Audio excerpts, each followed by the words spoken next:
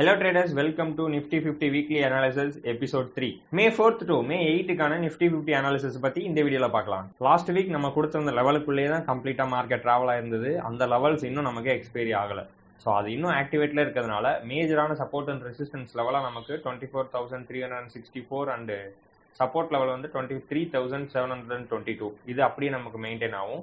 இதுல ஒரு சில சின்ன சின்ன சேஞ்சஸ் மட்டும் தான் இருக்கும். நமக்கு ஒரு ஸ்ட்ராங்கான ரைசிங் ட்ரெண்ட் லைன் ஒன்று 15 மினிட்ல ஃபார்ம் ஆயிருந்தது. அண்ட் அந்த லைன் இருக்க இடத்துலயே நமக்கான ஸ்ட்ராங் ஒரு ரிவர்சல் ஜோனு கிடைச்சது. அது ஆல்மோஸ்ட் பாத்தீங்கன்னா 24,131 டு 24,065 இந்த லெவல்ல நமக்கு இருக்கு.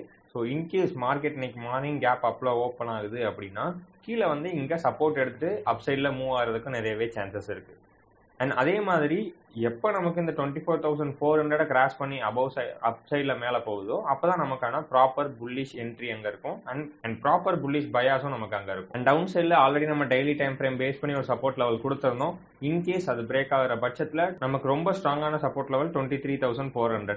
ஸோ இந்த லெவல் மார்க் பண்ணுறதுக்கு நம்ம ஒன் டே டைம் ஃப்ரேமில் ஃபிபி யூஸ் பண்ணி ட்ரா பண்ணியிருந்தோம். இதுவும் ரொம்ப ஸ்ட்ராங்காக ஆக்ட் ஆகும். இன்கேஸ் நமக்கு அப் சைட் பிரேக் பண்ணல ஒரு ஸ்ட்ராங்கான ரெசிஸ்டன்ஸ் லெவல்ன்றது இப்போதைக்கு கிடையாது.